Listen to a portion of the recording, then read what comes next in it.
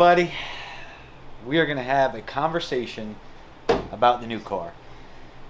It's become obvious to me that reading through the comments and everything, shout out you guys. Crazy support on the new car. I really appreciate it. But maybe I gave a little bit of a misimpression of what it is we had and what we have to do.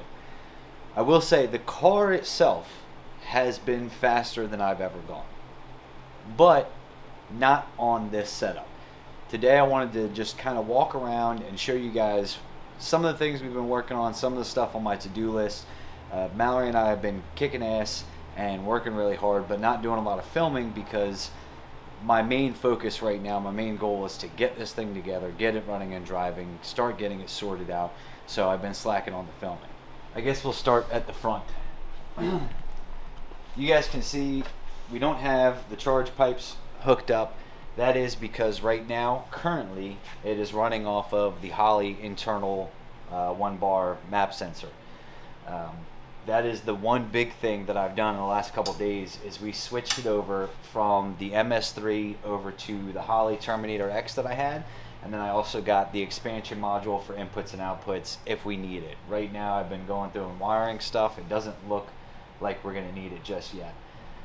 Another thing with that we had to do, because the MS3 system runs a certain type of injector and not the same as the Holley system, we went ahead and put a set of Bosch 210 injectors in here. They came from Snake Eater Performance. They were flow matched, everything good to go. These are actually the SHITBOX Supply Special Edition ones that we've got in here. So we've got 210 injectors, and the goal is to put it on E85. This car is previously on C16. The motor... See what I want? Yeah. Yeah. It's out there. The engine that's in here is not anything special. It is a Gen 3 5.3. He said it came out of a buddy's car that like went 850s in a Mustang. It's maybe got a cam and some springs in it. Doesn't even have head studs. So although all of this nice fancy stuff is attached to it, you know, the air-to-water intake or the air-to-water intercooler in the intake, the Holley high ram, all this fancy stuff, the turbos, the motor itself is not anything special, and that's kind of how I got it for a deal, because this is not a big built LS engine. Not that I really want it to be anyway, because I know we've got a learning curve, and if we hurt it or anything, it's not a big deal. So fortunately, I've got the one I built for the Nova sitting off to the side, which is a Gen 3 with Gen 4 bottom end, has a cam, springs, you know, push rods, head studs, all that kind of good stuff. That's probably what we're going to do when it comes time to swap this out, because we really want to lean on it. We're going to try to do what we can with this. My main goal is to just get it running and driving and testing as quickly as humanly possible. I know that maybe one day we'll be swapping this engine out, but I don't want to do that right now because it's in there. We got to get everything sorted, figure out if it's going to work or not. There's a bunch of little things I got to do. I got to replace this radiator hose. That's not working. That's got a crack in it. I got to hook up the water pump, which is why we won't ever run this thing for a super long amount of time, because the water pump's not hooked up, so we can't get wild with it. I can show you guys. I'll get in and show you here. I've got a list on my phone. I probably should have grabbed my phone. I was going to say, do you want me to grab it for you? No, I'll grab it. But as you guys can see how I was talking about the pedals and stuff before, the more I've played with it, I'm not really that upset with the pedals. But what is going to be an issue, if you guys can hear, I don't know if you can see. Oh, yeah. My head is hitting the upper bar with the helmet on. Not a super huge deal, because it's probably pretty easily fixed. The way this seat is mounted is actually mounted. They've got some tubing in here. So we'll end up cutting this tubing out and sink the seat down a little bit further. We should be able to get, you know, 2-3 inches out of the seat, which is probably all we're going to need for the clearance on my head. The shifter, maybe the shifter needs to move, just because when I'm in third, you see how far my arm is buried in here. I'm not sure. We may not move that just yet. We'll see how it goes. I want to drive it a little bit. Mostly the only driving I've done is in the driveway, on and off the trailer, that kind of stuff. So the seat definitely needs to be moved in order to make this work. Now, I would show you guys all the cool stuff I did in Holley already. As you can see, there's a wiring mess because there's stuff that's gotta come. But I'm starting to work through getting all the boost control, the mag valves hooked up, trans brake hooked up, bump and scramble hooked up. I got all that hooked up last night and working. Unfortunately, if you guys want to see it run, I can't show you any of that because you have to turn boost control on, and in order to do that you can't use the internal 1-bar map. So there's stuff I gotta still go through and figure out. We do have a set of fiberglass doors with all the mounting hardware. We've got new striker. We've got the bars that are supposed to weld to the cage, but like in a real pro mod where the cage is that corner post. Here we'll probably just weld it to the outside of the body. I need to go pick up a welder to make that happen. Look how good that turned out. What? Not done yet, but. Oh, well, I was gonna get to that too. No, I'm just saying. On camera, it looks great. Yeah, on camera, I will tell you guys, on camera the car looks really, really well, but when you see it in person, you can tell it's an old beat up race car. Like, it is not the nicest body and everything else in the world. It's a race car, which is fine. You know, we're gonna no prep the thing. We're gonna be driving across the country on an open trailer. There's no need to really get wild. We've got to do a battery tie down, nice and simple. I want to go ahead and swap out the fuel filters because who knows when the last time they've been swapped out is. I don't know. I'd rather take note of it myself and do it and start keeping notes on this. I did get a book. So the car will have a book that I'll go through and do my maintenance stuff on, shock settings, all kinds of whatever will all be written down, and this will stay with the car. One of the first things I did was a compression test. I know a lot of folks were worried about the smoke coming out of the exhaust. Compression test checked out fine. I don't think we have any issue there. You know, it's possible that it could be some smoke coming out of the turbos, but what I think is really likely, when I did the compression test, I took the plugs out and they are incredibly rich. You know, they're incredibly fuel soaked, so it's probably just tuning. I don't know if I mentioned that or not. Part of the reason of going to Holley, you know, he had a startup tune in it. The MS3 was not set up to get in and just go racing. We were going to have to start with from ground zero with tuning the car, you know, and I don't mean, a lot of people have this misunderstanding. A lot of people think like, oh, well, just, you know, everybody tunes their own car. What happens is at the track, what folks will normally do is change things like, you know, boost ramps and launch retard and, you know, activate different inputs, you know, dump valves in the trans, that kind of stuff. That is all race day tuning. What I mean by tuned is literally the initial setup, the fueling, the ignition through all the RPM ranges. All that stuff has to get sorted. So if we're going to start from ground zero, we might as well just put the Holley in it, because when it comes to the track side tuning, I'm familiar with the Holley system. I've made those changes. We had it in the Dodger. You know, I used it on Nitrous and played with it a little bit. I've got a little bit of experience with some other cars. You know, I played with the Falcon a little bit. So I've got more knowledge than I do in the MS3, and that's going to help us tremendously. Battery tie down, bolt-in crank sensor. Oh, when we first went to fire this up, I was having trouble with it firing up. I had to do a harness repair to the crank sensor wiring, and I've been fighting that for a little bit. I just got some new stuff in that we're going to fix that up a little bit better. There's a trans leak, which I've looked at, and looks like there's just a drain plug under there that's kind of leaking. We got to hook up the water pump, install the headlight. I would really like to get the fiberglass doors on this thing as soon as possible. Wire the harness, inputs, outputs, all that for the Holley. Move the shifter, move the seat, replace the fuel sensors, figure out the map sensor.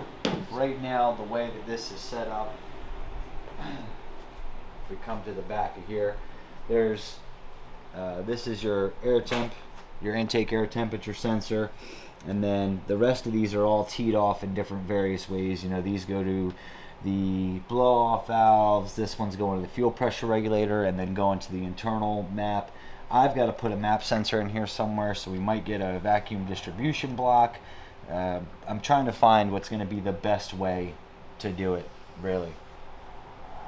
But we've got quite a bit of work ahead of us. Mallory's been kicking ass on touching up the paint.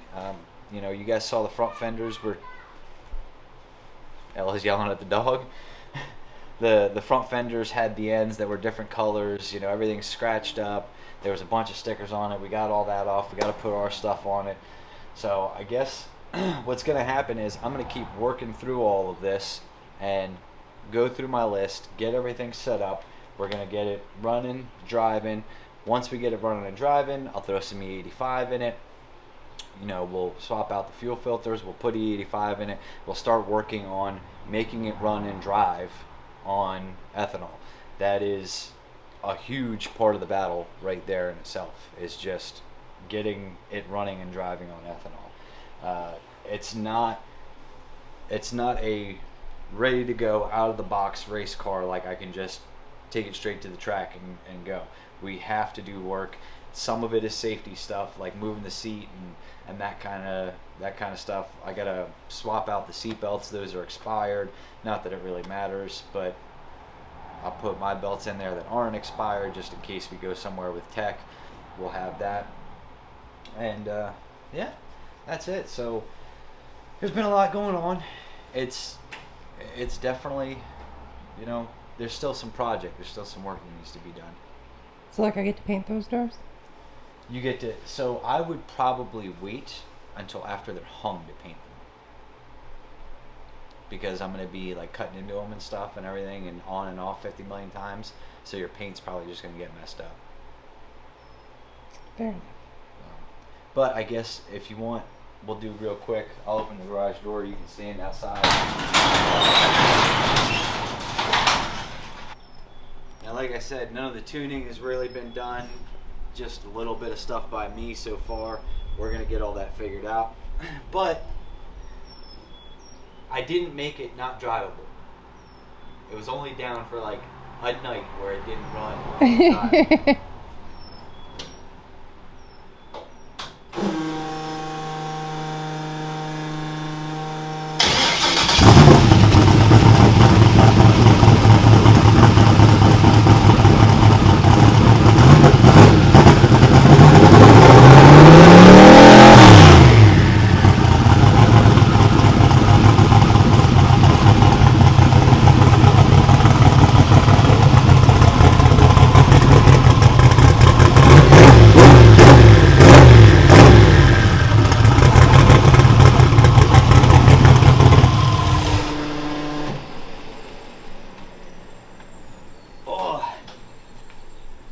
I came in just to see the look on your face because there's a glare on the windshield. Yeah, we needed to see that. It was down for like a day, and I struggled with it. I fought with it just because I was fighting the crank sensor issue and some other dumb stuff. Got it figured out. Huge shout out to Derek, Slower Than You, and my buddy Dean James, two guys that have been helping me out quite a bit, just asking stupid questions, or sometimes it's not even about the knowledge. It's just when you're fighting an issue and you've been fighting it for an hour, 2 hours, whatever, you just need somebody's outside perspective just to say something, and then it triggers something else, and you're like, oh, well, I should look at this, and it ends up working out. But we've got quite a bit of work to do. My goal is I would really love to bring this thing to War in the Woods. That's only a couple weeks away. Right now, it is just myself and Mallory working on it. Mallory's working on all the body stuff. I'm working on all the mechanical engine, making a race car stuff. So it's probably going to be a stretch for us to make it out there. It's not going to be easy. And then even still, we'd have to swap tires, and you know, we ain't going on big tires. Oh, you're not giving a definite that will be a War in the Woods, but right. We're going to do our best, but don't put all your money on it. Yeah. We're going to try. It's not a definite that we're going to be there, because the flip side too is part of this, you know, part of the reason I bought this car, the wiring was done with some common sense. It's very easily laid out, so it's been pretty easy for the most part to go through it all, figure out what everything is. You know, we've already got fuse panels, relays, all that kind of stuff. There was an extra relay in there. We're using that for the trans brake bump. Shout out to Derek. He gave me the idea for that. We were going to use a solid state relay. He said, just use this regular one. Do bump, bump, bump, bump, bump. I went through the computer. I figured it out. I made it work. I posted that clip on Instagram. But as you get into it, as you get into things, you find other stuff. And that's just the way it is. I did not put this car together. You know, I know everything about the Nova. There is very, very little on that car that I did not physically put in myself. The steering box and the rear gears is about all I can think of. Everything else I put into that car. So I need to learn it all, figure out where everything is. There might be little stuff that needs fixing or little stuff that needs changes. You know, make sure the converter bolts are tight, make sure the bell housing bolts are tight, make sure all the heim joints are tight, and you know, everything's lubricated. Go through all that stuff. There's a lot of work to do. I would love to be at War in the Woods. I've even gone as far, I'll check what he said in the text now. I sent a text to a buddy and said something about, like, can I get you out here for a week? Like, I'll buy you a plane ticket. Well, I'm gonna go grocery shopping then. Huh? I'm gonna go grocery shopping. You might want to go grocery shopping. Yeah. Just because we're at that point where there's a lot of work to be done, and it would go a little quicker if I had an extra set of hands. I know Dean talked about possibly coming down this weekend. Yeah. That would be the tuner. So that would be super helpful, because if he was able to come, it's a lot easier. Not that it can't be done. You can remote log into the computer and all this stuff, but it's also a lot easier when you're there, because then they can physically, you know, hear something, see something, whatever. Oh, we're having this problem. Well, I don't know what it is, so you need to go and find it. And all right, well, I might find it, I might not. So we're gonna do our very best to try to get to War in the Woods with a semi-new look. We're not changing the color. Mallory is just freshening that up. I think let's wait to show them, because then we'll do like a whole reveal on the whole new look, because we got some cool plans for it. Okay. Don't make me wait too long. Don't make them wait too long. No. They got to hear it run. I know a lot of people wanted to know more about it and get some more information. Like I said, I've been slacking on the videos just because I've been trying to work and get this thing done. But I figured a quick little update video wouldn't hurt for you guys, and kind of get you a little more eyes on the thing, familiar with it. We didn't do a whole lot of that in the first video. You know, and we got to test. There's stuff right now. The front end travel is got some limiters on it. You know, are those going to be where we need them? Do we need to change that? Are we going to have to change shock settings? Are we going to have to? There's a lot to figure out. But you may have help. I may have help. We may. Okay. It will be more than likely, if I can, we will take this car to a track first before just ripping it down the street. Thank you. Just for the sheer fact of where, you know, I want to maybe do a couple 100, 200 foot hits, 300 foot, 600 foot, whatever, work into it. I still got to get used to the shift being the opposite way of the other car. You know, I've not even driven this thing down the road yet. I don't know how the steering feels. I don't know how, you know, the brakes are super tight. So you want to build some comfortability and familiarity with the car. Right, I want to build some comfort, you know, because a lot of people are like, oh, War in the Woods ain't being patient, that's just jumping into it, blah, blah, blah. Well, the fact of the matter is, we're going to take it racing one way or another, you know. So if I can do those things and be comfortable in the car, I'm not going to take it all the way out to Indiana if I've never made a pass in it. No, that doesn't make any sense. You know, that's not going to, we're not going to win any racing like that. We're just going to be out there screwing off at that point. And good luck letting me allow that. Like, I won't. Yeah. I won't. So we're we're trying to get it finished up. But that's all I wanted to do, just give you guys the quick update of where we're at with the car, what's going on, what the game plan is. I'm gonna try to get some help out here, and so hopefully we can, you know, tag team, 3-person team, whatever it is that needs to be done to get this car done, and then we can go racing. You bring them, I'll feed them. Yeah. So a couple huge shout outs. Obviously, Snake Eater Performance. I don't know if you guys know this or not. I think I kind of said in the last video. Snake Eater Performance is really the main sponsor of this car. They made it possible for us to pick this up. So between Snake Eater Performance and SHITBOX Supply, I can't wait for them to see what we have planned for that too. Oh yeah, that's gonna be awesome. Yeah, that's some cool stuff coming. You know, shout out to Low Dollar Motorsports. They've been getting us sensors. They've been getting us stuff like if you have a Terminator that has the regular map sensor and you want to put a Low Dollar, they've got a little boom, just plug it in, bam. You know, we're gonna do dome sensors. That's another thing. I got to drill and tap the wastegates for the dome sensors.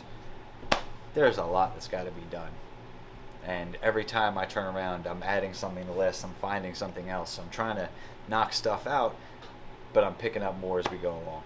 So thank you guys so much for the support. It's awesome to see people's reaction to this thing. Like I said, I'm not getting rid of the Nova.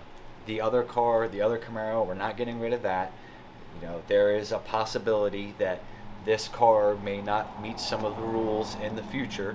So if that happens, we will discuss, you know, swapping everything over or what we're gonna do then when that time comes. Right now, it works.